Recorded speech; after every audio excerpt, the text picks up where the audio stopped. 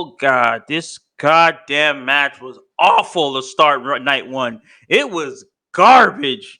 Like, I understand, like, when John Cena said, like, good luck because if you win, the crowd is gonna eat your ass alive.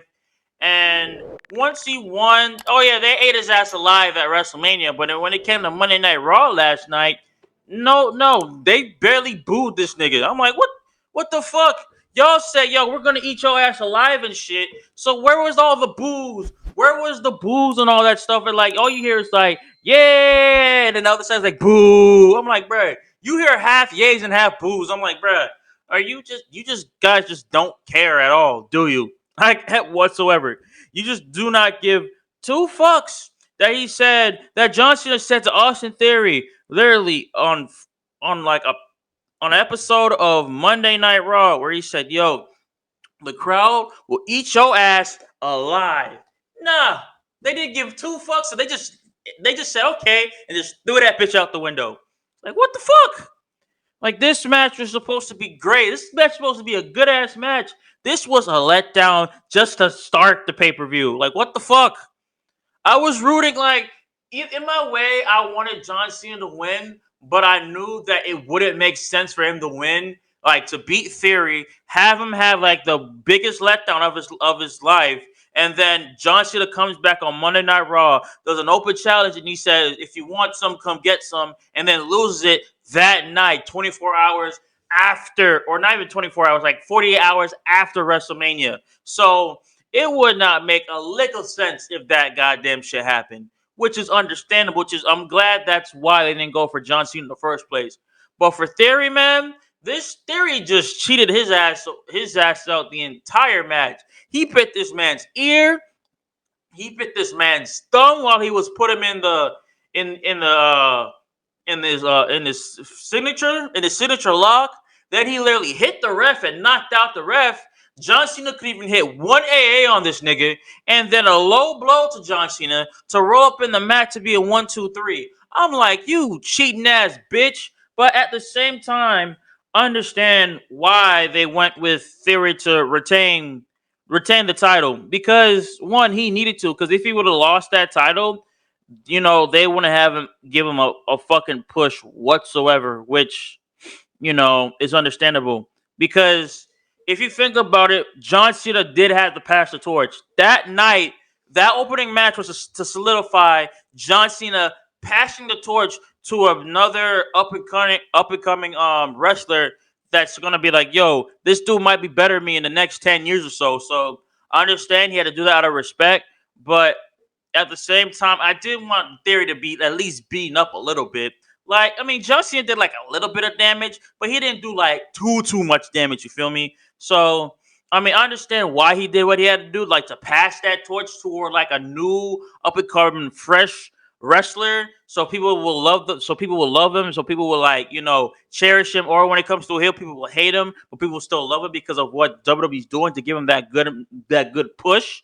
But that's really understandable. And then the next one was like, you need to establish Theory as a true threat in the WWE.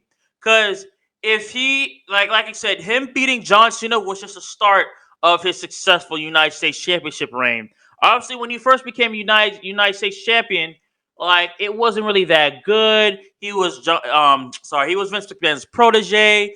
He was like, Vince McMahon expected so much from Theory, even though him doing the stupid selfies and stuff, like it wasn't really getting over to the fans. So once Triple H took his character, revamped it, and made a better version of basically like it was supposed to be like a heel John Cena, but a better version of a heel John Cena, then they took it and they ran with it because it's like, yo, it's making us so much money. It's making this him very popular. And basically, people hate him, but they love him because he's doing so much better than him with his old gimmick with Vince McMahon that it like basically blows the entire shit out the water. And it's so good and so entertaining right now that people's gonna be like, bro, I hate the fuck out of Theory, but he's still doing what he has to do, and he's still being a good ass heel. Besides that, so I understand why they had to do that. And then on top of that, with John Cena coming through his last days in the WWE, he's not going to be wrestling for much more longer on top of that. So like I said, I think they said after this match, after his WrestleMania match, which was this past Saturday, they said he maybe has like maybe one or two more matches, and he's done with his wrestling career because he's so focused with Hollywood. He's so focused with all his like sponsors that he's doing it, all the commercials, the advertisement that he's in, like with all his with his DC show, The Peacemaker, and all that stuff, and the movies and all this, and being part of different movies and different TV shows, like so much stuff happening in Hollywood that he doesn't really have time for the WWE like he used to have. Like, remember his past couple matches, like when he left the WWE, was one at SummerSlam for the Universal title against Roman Reigns, and he lost. And then his other one when he went against the Usos and sorry, not the Usos, Roman Reigns and Sami Zayn, and he was partnered with Kevin Owens. He won that match, and then on top of that, his other one, which was Theory versus him in the United States Championship match, he lost that, and now people saying that his final match or like his one like last match in the WWE is against Logan Paul at SummerSlam later on this year. So they're trying to get ready for his retirement because he doesn't have that much left in the WWE. Like, yes, he's been around for a long time. People love him. People still hate him. People but love him. But once he's gone, once like a certain wrestler that you love, like for a long ass time, is gone, everybody's gonna be like, bro, I miss the times when he was this. I miss the time when he had like a rivalry with Randy Orton for a long time. I like the time when he was a 16-time world champion and breaking records and doing this and doing that. And like, as much as we love John Cena and we don't want him to leave the WWE, there's got to be a certain point where his body's going to be like, bro, I can't. My body said, I can't do this anymore, man. As much as I love the fans, as much as I love giving y'all what you want, as much as I like love like hugging kids and giving them stuff and supporting kids and, putting on a show for everybody in any arena that I'm in or any arena that y'all are in, I can't do this much longer. My body's gonna give out some point, sometime. And when it does give out, it's gonna be a sad sight. Just like what happened to Randy Orton before he got written off of TV because of his back injury after he lost the Raw Tag Team titles to fucking the Usos. This was like late last year. So, like, just like how Randy Orton's like back gave out on his ass, that can happen to John Cena at any point in time. Doesn't matter if it's his last match. Doesn't matter if he's wrestling on like a regular like house show just because he was asked to come back for some odd reason. Like, you gotta show support when it comes to John Cena and stuff because he doesn't have that much time left in the WWE. And once that shit happens, it is done for. Like, I love John, but once his back gives out, it's boom, or just a body part gives out on him. He's just he can't really recover for that.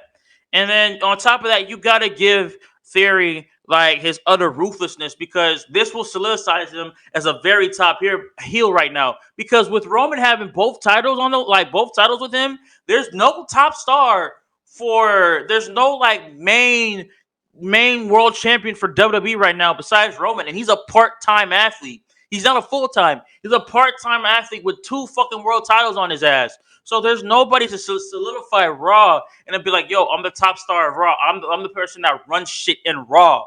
It's like the next person down from Roman is Austin Theory, and that is like basically the United States Championship is like the World Championship at the moment. It's been the World Championship for the past like a year or so. So like, there's no top star. So at the moment, Austin Theory is basically solidifying the role of a world champion right now. That's the one championship that's holding over the entire brand, which is the United States Championship. If that United States Championship was like meaningless again, after like way before Triple H became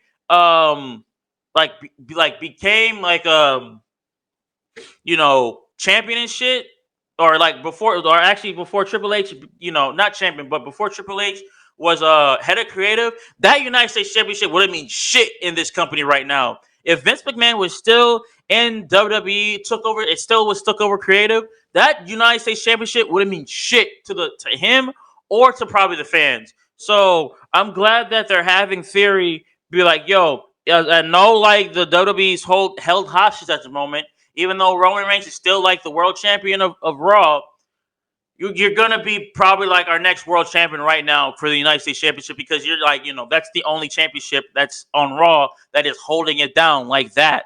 So, and on top of that, it's a good thing because that's improving the United States Championship. That's improving how good the United States Championship is. Because for years, when Vince McMahon was in office, like for a long ass time, that United States Championship didn't mean shit. And I mean, it didn't mean shit. Every person that hold it, it was like, okay, they're holding it, but it's gonna get passed around again, passed around after a month, passed around after 2 months, passed around after this, passed around after that, and it's not really gonna stay in one person's hand for a long ass time. So I'm glad that they're also building up. They're improving the United States Championship because now it's starting to become important again. Now it's becoming a symbol where it's like, yo, you're not basically world champion right now, but this is going to solidify you to be like, yo, a future world champion in the next couple of years or so, which I'm glad that's what WWE's doing. I'm glad that WWE's bringing that prestige back, the United States Championship that's been taken away for all these goddamn years. Because if that United States Championship was still under Vince McMahon's control, that championship wouldn't mean shit in the company right now. So, and it makes it good because everybody wants a piece of Everybody wants a piece of Theory. Everybody wants a piece of that championship. So any opponent that you put in front of Theory with that championship, it's going to build them up. It's going to build him up even more. And it's going to build up his opponent up. It's like, bruh, I want, like, it's my, like, I always want that championship. They probably have, like, the Intercontinental title. Or they have, like, the tag team titles. And be like, you know what? I never had the Raw champ. I never had, like, the United States Championship. And I really want that championship. And I want to solidify myself as one of like the best mid carders on the card, and it makes it well known for people to know that, because everybody on the card besides Theory wants to be United States champion. Everybody wants to feel that type of power. Everyone wants to be that type of champion. I mean, yeah, we would love to see the WWE Championship back on Raw for good, but until Roman drops that title, or drops both titles to somebody that is worthy enough to hold one title on Raw, one title on SmackDown, it's gonna stay like that for the time being till whoever knows when Roman will drop that title. So, like I said, that's why the United States Championship is so great right now. It's basically being a world title and everything. And then on top of that, you gotta think of with Theory as a world champion, it's preparing him for bigger things in his life. So, like I said, he might be world champion in the next couple of years. Give him like a good 3-4 years. He'd be solid. He'd be good.